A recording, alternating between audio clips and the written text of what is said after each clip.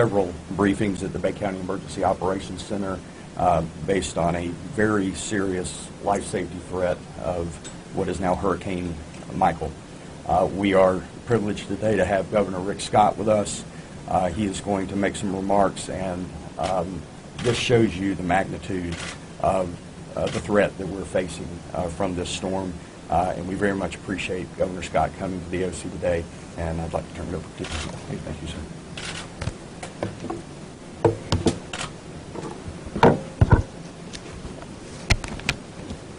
Good morning. I just received a briefing on Tropical Storm Michael from emergency management officials here in Bay County. Yesterday I declared a state of emergency in 26 Florida counties across the Florida Panhandle and Big Bend in preparation for Tropical Storm Michael. This allows resources to move quickly to every community in the storm's path as we get prepared. I will be expanding this order today to include more counties.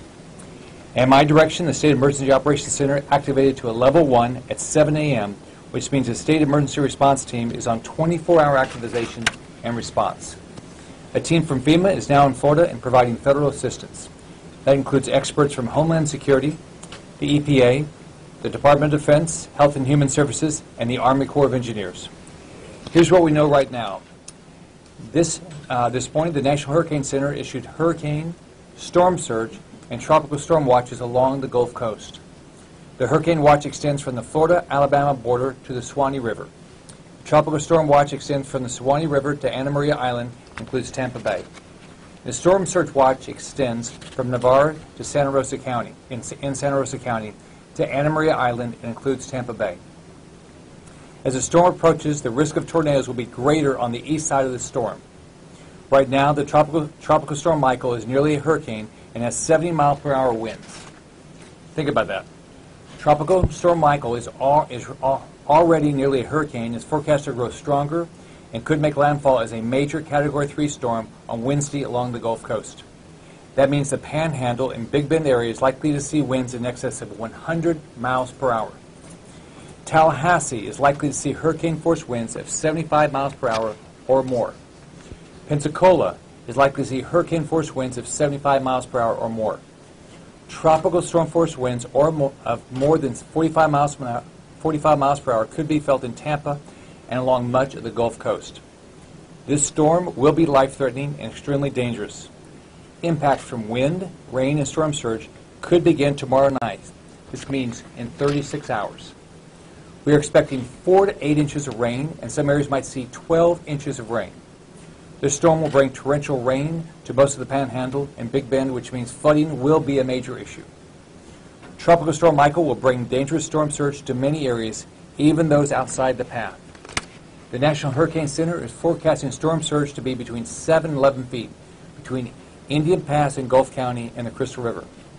Let's think about storm surge for a second. When we had Ermine, there was a lady that said, she was going to wait it out because she was a one-story house and she had a lot of pets. When the water got up to about here, she decided to get out. It was almost too late. Thank God there was a high-water vehicle, because if there hadn't been a high-water vehicle at the end of her street, she would not have survived. Do not take a chance on storm surge. 7 to 11 feet of storm surge is deadly. The water could be over roofs of houses. I cannot stress enough how dangerous the storm surge can be. Much of the rest of the Gulf Coast will see between 2 and 6 feet of storm surge, which is still life-threatening. If you go back to what happened with Irma last year with the storm surge we had down the Keys, the water rushes in and the water rushes out and takes everything out of your house. Everything is taken out. It has to be really heavy for it not to be taken out. You will not survive storm surge. Like I said last night, if the storm hits in Panama City, Tampa will still see life-threatening storm surge. You cannot hide from storm surge, so get prepared and get out if an evacuation is ordered. Every family must be prepared. Remember, we can rebuild your house, but we cannot rebuild your life. Take this seriously and keep your family safe. Here's what the state is doing right now. Last night I activated 500 Florida National Guard troops for planning, logistics, and needs response. The Florida National Guard has 5,000 more Guard members available for deployment and activization. Fish and Wildlife is ready to respond. They put 40 additional law enforcement officers from outside the projected path on notice to deploy. This includes a variety of specialized equipment, including additional boats, ATVs, airboats, and four-wheel drive vehicles. the Department of Transportation is actively monitoring Tropical Storm Michael and preparing crews in anticipation of landfall. The Agency for Healthcare Administration is in contact with healthcare facilities to ensure they have the resources they need. Our state will do whatever it takes to make sure that every family and visitor in Florida is prepared for the devastating impacts from Michael. We know that storms like Michael can be absolutely devastating and life-threatening, and that's why we have to take this very seriously. Families should take this opportunity to get 3 days of food and water and make sure all medications are ready. Check on our neighbors and listen to local officials. During disasters, Floridians take care of each other. We've been through this before. For our local governments, let's make sure everyone has what they need. If we need to have evacuations, local communities need to start preparing for that now. We cannot afford to wait. Get your plan in place today.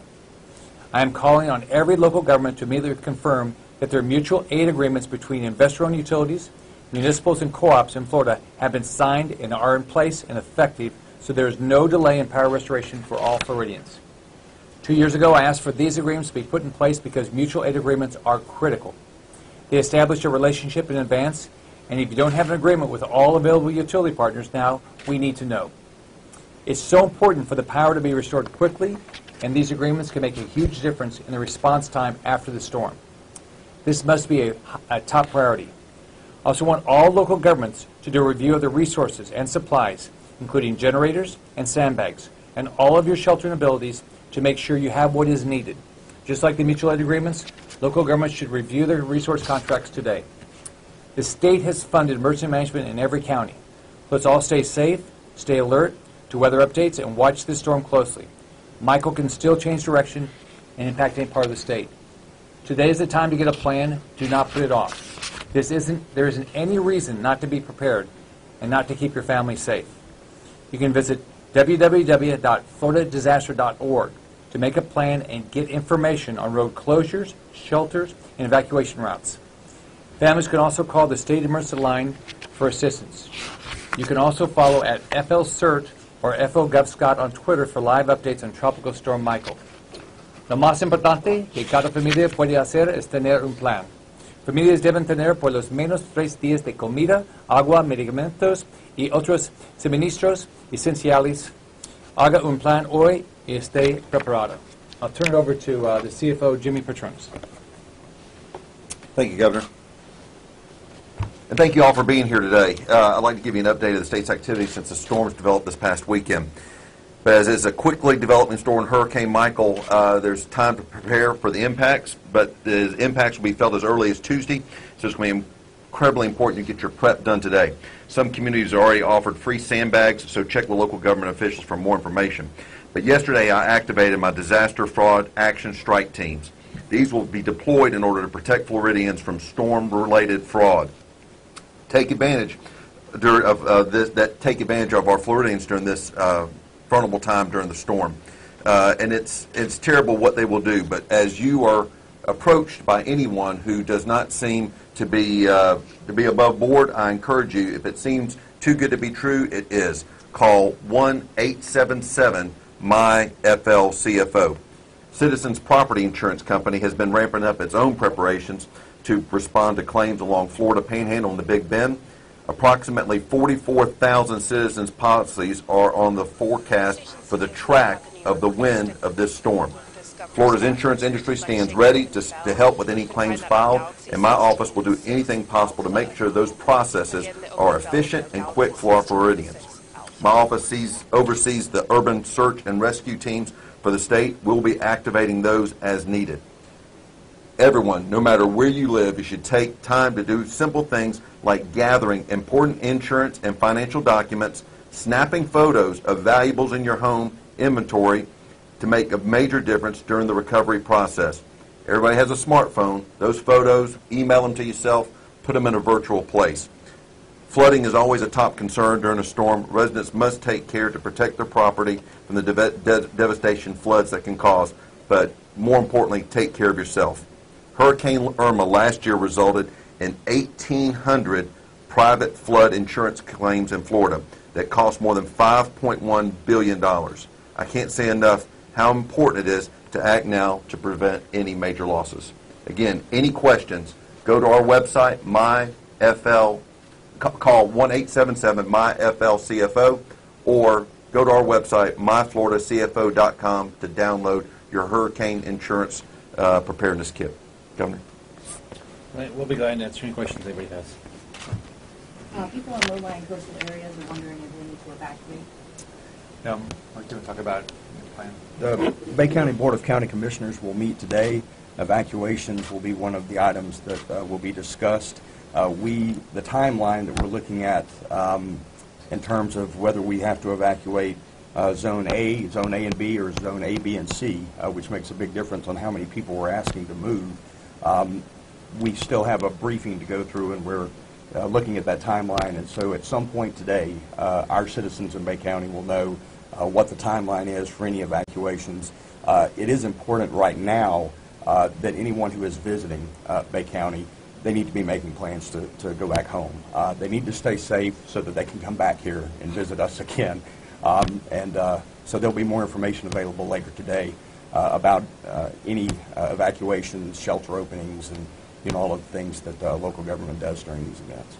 And with any storm, everybody's worried about bridge closures. Are those looking likely?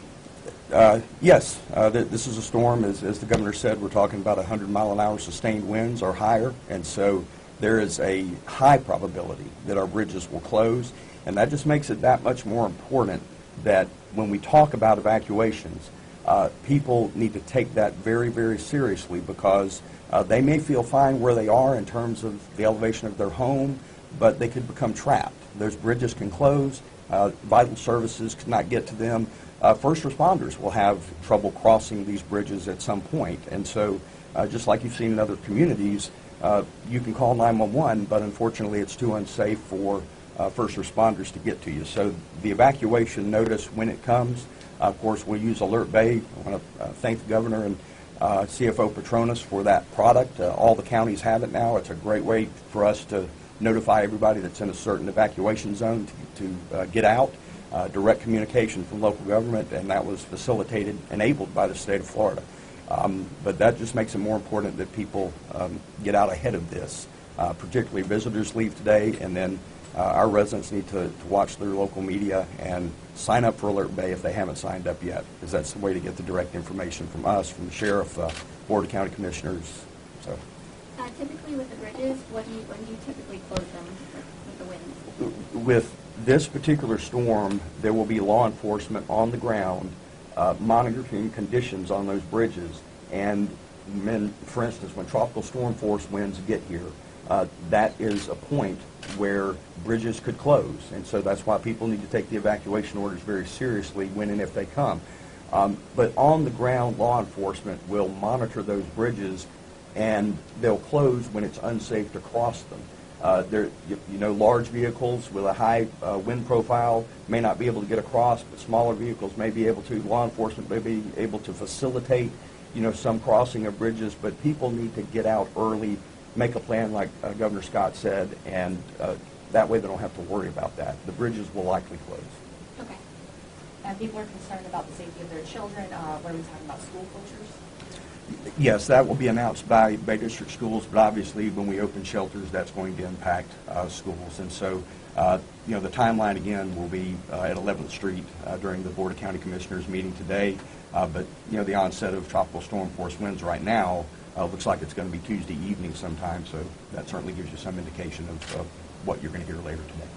My question is for local officials. How would Bay County prepare for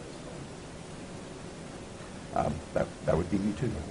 We have been watching this like everyone else. Unfortunately, we haven't had as much time to watch it as we'd like, but we are quite prepared for this. This is the worst storm that we've seen since Ivan. We have not had an evacuation in Bay County anywhere to this magnitude since Ivan. People died during Hurricane Ivan in Bay County. It was a deadly storm. We are taking this very seriously. It's all hands on deck. The EOC will be activated. The school district, of course, is a wonderful partner. They will open as many schools as we need to. The health department will open as many special needs shelters as we need. Law enforcement will assist and handle any of the evacuations. We've got a reentry plan ready to go. So we feel good about how prepared we are. But you can never be prepared enough for these. They're bigger than all of us, and everybody just needs to really take this seriously. It's a deadly storm. Okay. And individuals have to take this seriously. I mean, think about it. We've got 7 to 11 feet of storm surge. So think about it. Everybody up here, they can all do everything they can to get prepared, but you got to take care of yourself. You know, they're gonna do everything they can to get everybody ready, but storm surge, rain, floods, we can see tornadoes. So you got to follow the weather. You got to listen when they say they're to evacuate. You have got to evacuate, and don't wait to the last minute, because this is in difference than a lot of the storms that we've seen since I've been governor. It's fast. This is coming very fast, and it could speed up. It could slow down. We don't know, and we don't know exactly where it's going to hit yet. Anybody else? Thank you so Thanks. much.